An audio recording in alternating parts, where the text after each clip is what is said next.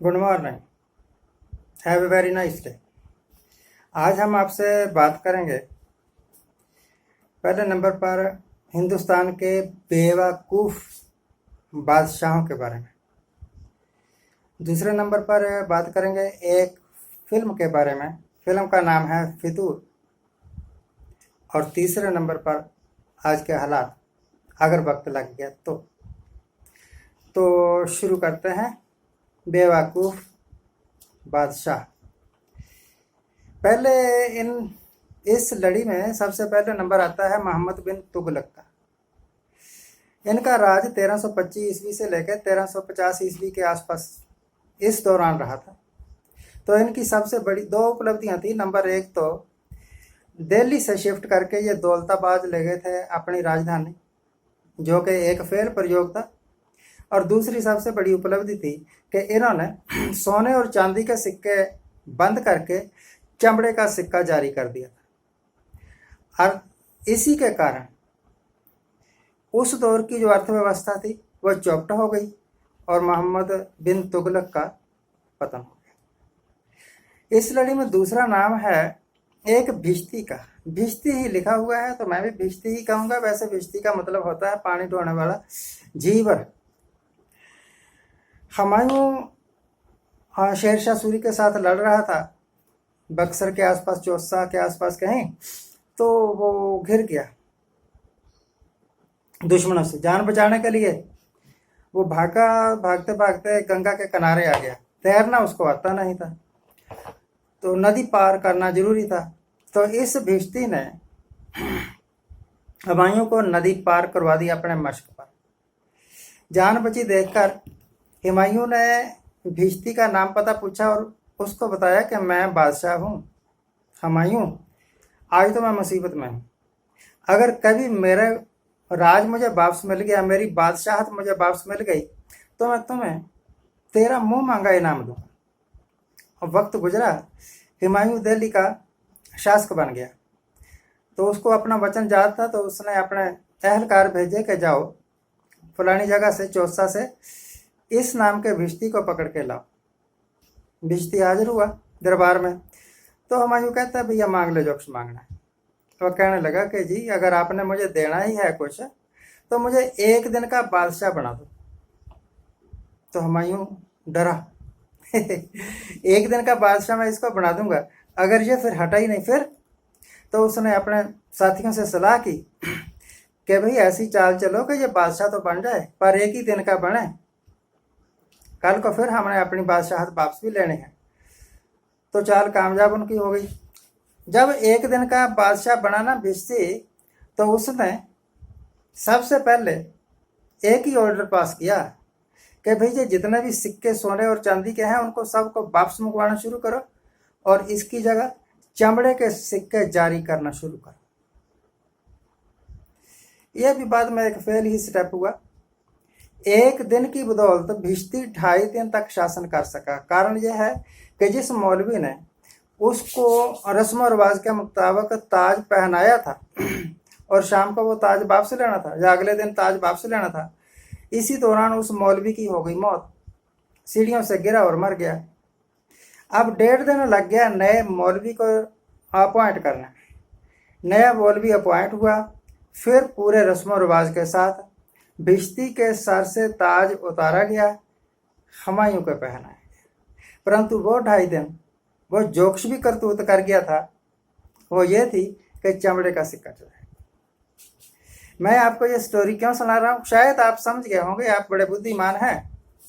बड़ी अच्छी अर्थव्यवस्था चल रही थी, बड़ी अच्छी करेंसी चल रही थी। सुल्तान आजम हिंद वर्तमान के दिमाग में एक फतूर आ गया कि ये करेंसी मैं नहीं चलने दूंगा, मैं इस करेंसी को बदलूंगा। 1000 का नोट बंद करके 2000 का नोट चला दूंगा, ऐसे करके। और इसको हम बोलते हैं नोटबंदी। नोटबंदी हुई और उसके बाद नए नोट आए। उसके बाद अर्थव्यवस्था जिस तरीके से डगमगाई ना, ऐसे डगमगाई जैसे पुराने जमाने में पाल वाली किश्तियां होती थी। पाल वाली किश्तियां जब समुद्र में चलती थी ना, पाल वाले जहाज भी होते थे, समुद्र में चलते थे। अगर तूफान आ जाते थे ना तो वो बड़े ऐसे डोला करते थे, क्योंकि उनके पाल हवा से टकरा के डोला करते थे तूफानों में, तो वो एकदम पाल खींच लेते थे। तो सुल्तान आजम हिंद ने नई करेंसी तो चला दी, अर्थव्यवस्था डोलने लगी, पर अब उनके हाथ में कोई पाल नहीं थी जिसको वो गिरा दें और किश्ती जो है ना हिंदुस्तान की इकोनॉमी की किश्ती वो स्थिर हो जाए। वो अब तक भी डामाडोल है। उसके बाद और भी 2-4 स्टेप उठाए जो हिंदुस्तान की अर्थव्यवस्था के लिए हानिकारक हुए, मारक साबित हुए।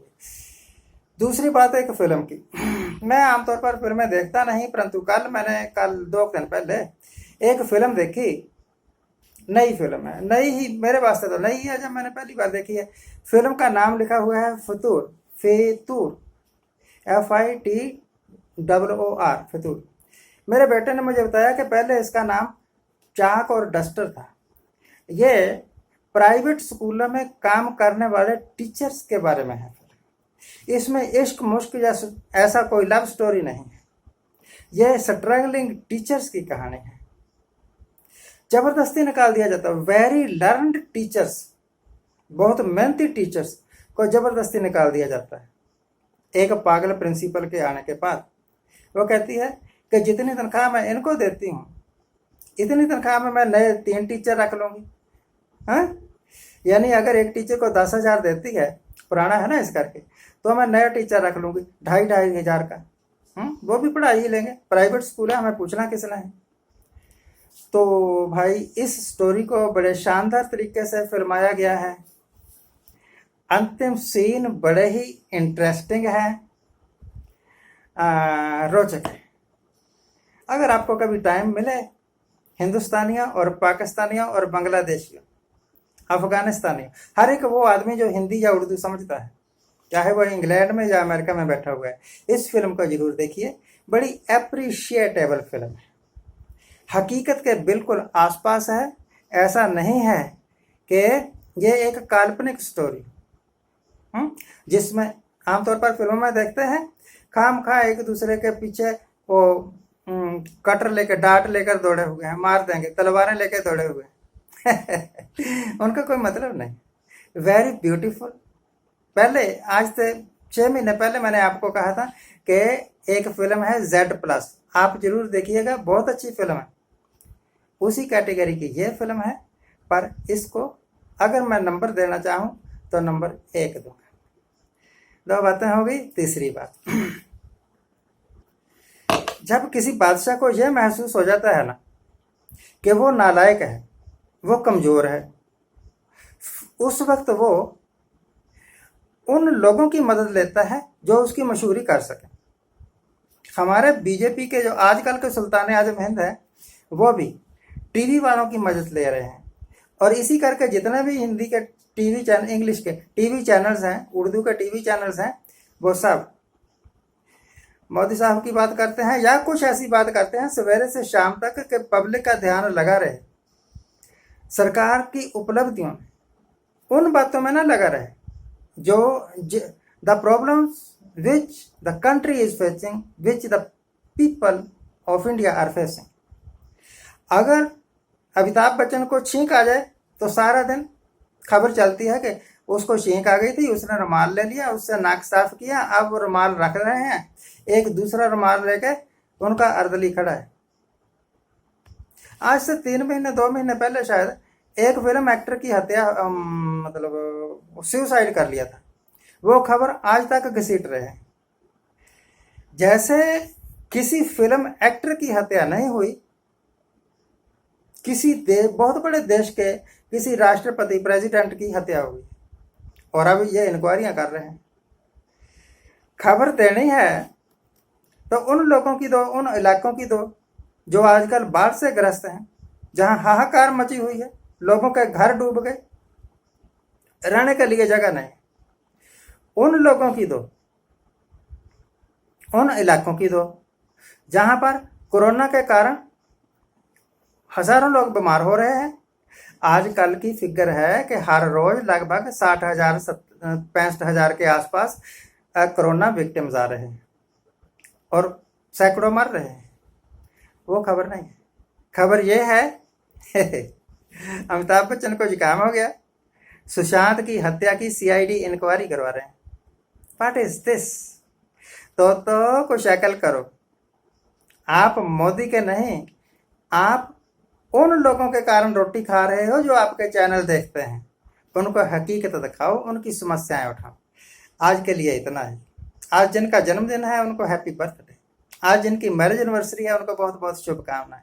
सदा सुखी रहिए, आनंद प्रसन्न रहिए। Thank you very much. Thank you very much.